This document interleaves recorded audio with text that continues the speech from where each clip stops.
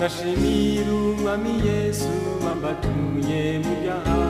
kuko yanyimenyesheje akambana mu mijima nari ndi kure y'Imana nishimira iby'isi ariko muye na Yesu rwose nsanga naribeshye navutse ubwa kabiri byose bihinduka bishya ibyari indamu yanjye bimindukira igihombo none ubu ingorane zose nzere ku mwami Yesu nkamutakira ni mwami Yesu ngenza uko ushaka navutse ubwa kabiri byose bihinduka bishya ibyari indamu yanjye bimindukira igihombo none ubu ingorane zose nzere ku mwami Yesu nkamutakira ni mwami Yesu ngenza uko ushaka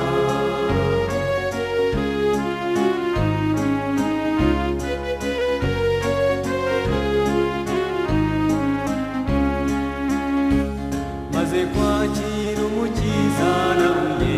ibirushya abo mu muryango wanjye baminuye nk'igicibwa nari mfite inshuti zanjye zimpindurwa menyo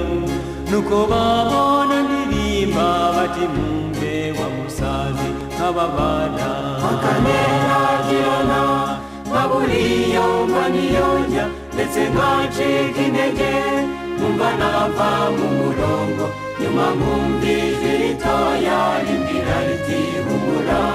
ninjye wagutoranije kandi ninjye uza gukiza akaneragirana nkaburiya nkaniyonja ndetse nkacika intege nkumva nava mu murongo nyuma nkumva ijwi ritoya rimbwira riti humura ninjye wagutoranije kandi ninjye uza gukiza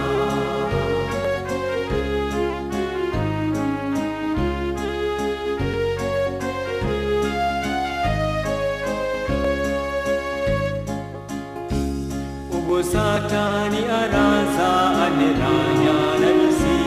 n'abangeza ahantu hose bati murokora araje n'abangize icyo mvuga bati ntacamugira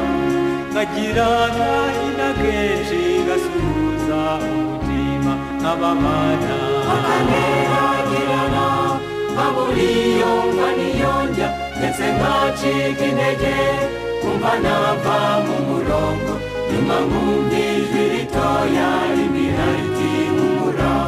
ninjye wagutoranije kandi ninjye uza gukiza akaneragirana nkaburiya nkaniyonja ndetse nkacika intege kumva nava mu murongo nyuma nkumva ijwi ritoya rimbwira riti humura ninjye wagutoranije kandi ninjye uza gukiza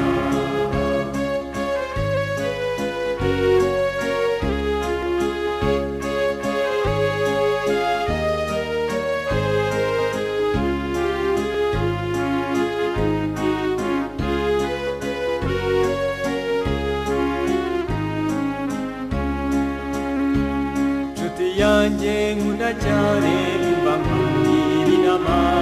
kwakira Yesu uri mu isi menya ko ari umusaraba ariko Yesu aravuga ati munyigireho ntimucogozwe n'ubwoba kuko nanesheje urupfu ndaririmba byose bihinduka bishya ibyari indamu yanjye bimindukira igihombo none ubu ingorane zose nzere ku mwami Yesu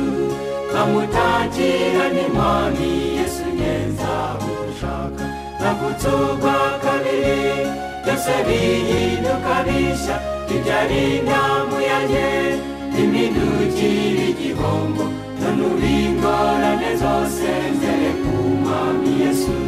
nkamutakira ni mwami Yesu ngenza uko ushaka nkamutakira ni mwami Yesu ngenza uko ushaka nkamutakira ni mwami Yesu